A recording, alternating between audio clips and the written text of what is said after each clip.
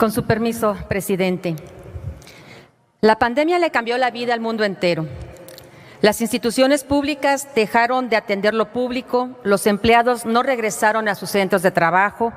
la gente se tuvo que resguardar en sus hogares, los niños y los jóvenes tuvieron que comenzar a estudiar desde casa mediante improvisadas estrategias educativas, donde se dejaban interminables actividades escolares por semana o por quincena, pudiéndose comunicar con los padres de familia solo mediante correos electrónicos y WhatsApp.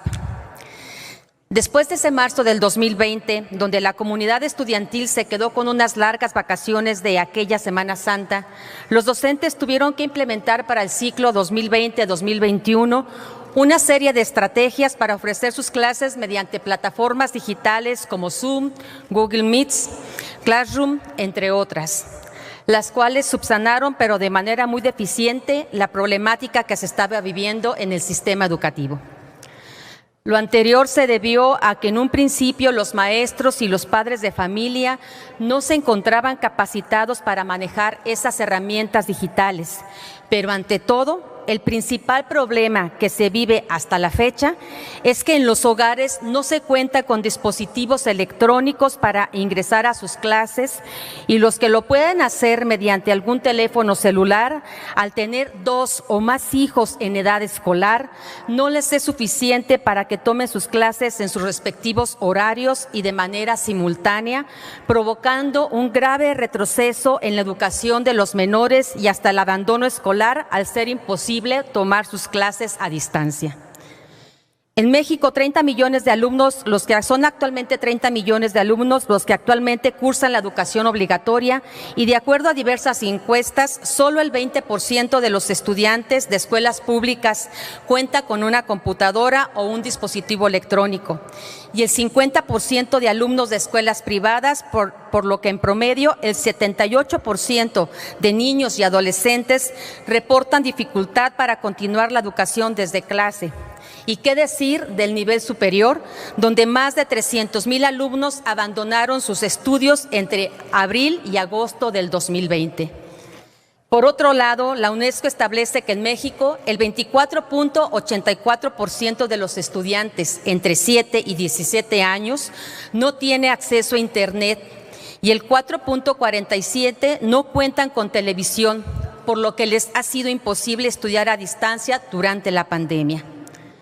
La Comisión Nacional para la Mejora Continua de la Educación estableció que el 57.3% de los profesores de primaria y secundaria señalaron que el principal problema fue que sus alumnos no contaban con una computadora, una televisión, radio o celular, por lo que no pudieron tomar sus clases a distancia, provocando la deserción masiva escolar.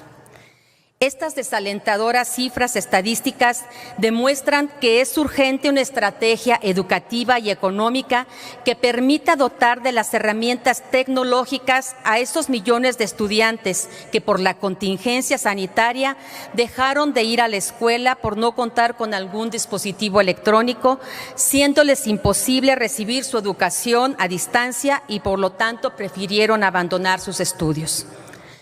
La educación en México es un derecho humano consagrado en el artículo 3 constitucional, donde se establece claramente que debe ser otorgada de manera gratuita, así como dotar a los planteles educativos de los materiales e infraestructura necesaria, por lo que actualmente, en razón de que la educación se debe hacer a distancia y realmente tenemos incertidumbre por cuánto tiempo va a ser esta situación, es necesario que los alumnos puedan tomarla en su casa y seguir recibiendo la misma, y por lo que el Estado debe de garantizar que todos los estudiantes tengan a su alcance las herramientas digitales necesarias para recibir su educación de calidad. Esta etapa que les está tocando vivir a esa niñez no ha sido fácil, en razón de que el aislamiento provoca una serie de trastornos físicos y psicológicos difíciles de superar,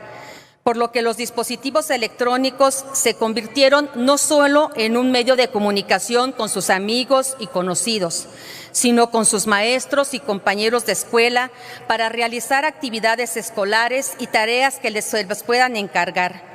Es decir, lo que antes estaba prohibido en clase, ahora se convirtió en una herramienta indispensable e insustituible para la formación académica de millones de estudiantes.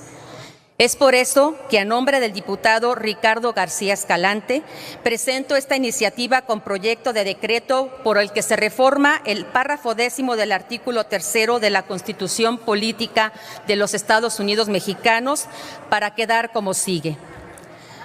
Artículo 3. Los planteles educativos constituyen un espacio fundamental para el retroceso de enseñanza-aprendizaje.